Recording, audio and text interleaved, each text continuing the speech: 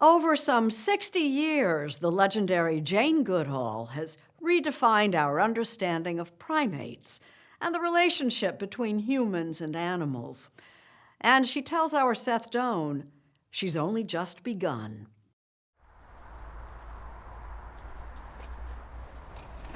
Come on.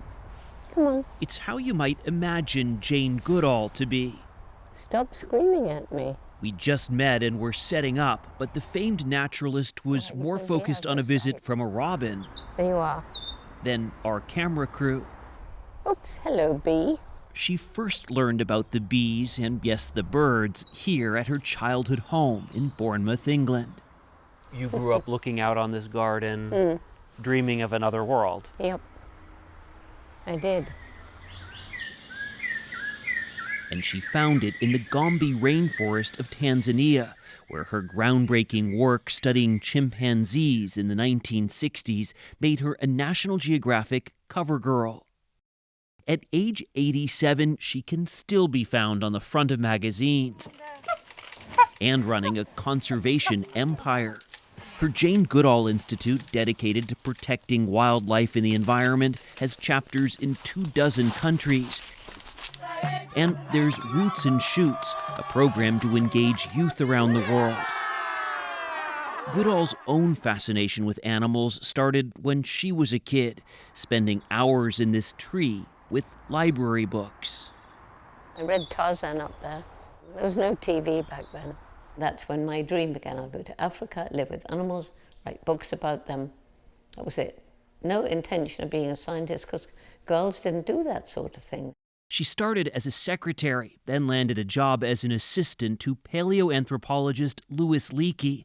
He was on the lookout for a, quote, fresh pair of eyes and fiery spirit. I clearly was passionate.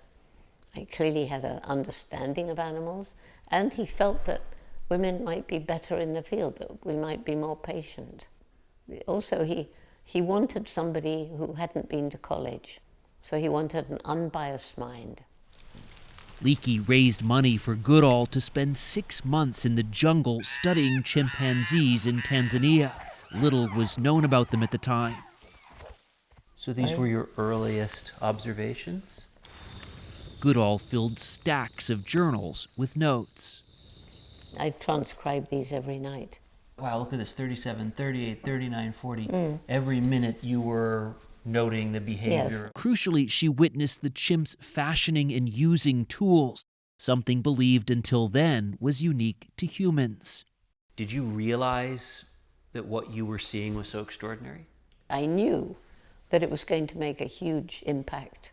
In fact, a lot of people refused to believe it. Why should they believe this young girl? She hadn't even been to college. But editors at National Geographic were intrigued. They sent a photographer, cameraman, Hugo van Lauwijk. And when his film started doing the rounds, showing the chimps using little twigs to fish for termites, they had to believe. There was a directive from National Geographic to not only focus on the chimpanzees, but for Hugo to focus on you. I know. Did that bother you? Well, it was frustrating, but, oh, Jane, I want you washing your hair. Oh, could you wash it again? I didn't get the light right. This is funny. In a wilderness boudoir, Miss Goodall lathers her blonde hair with water pure enough to drink. It put me in a limelight that I did not want. But then there was all this press about, oh, she's only, got money from the Geographic because she's got nice legs and things. Did you feel objectified? It was just a different world. And so, well, if it's my legs, truly, that have helped me get money to study the chimps, thank you, legs. That photographer became her husband, and they had a son together. And in her decades-long study, those chimps also became much more to her. Ollie, grumpy old JB, Flo with little Flint. It's almost like you're showing me family photos. Yeah, I know. Chimpanzees share 99% of humans' DNA. The difference, Goodall points out, is the development of our intellect.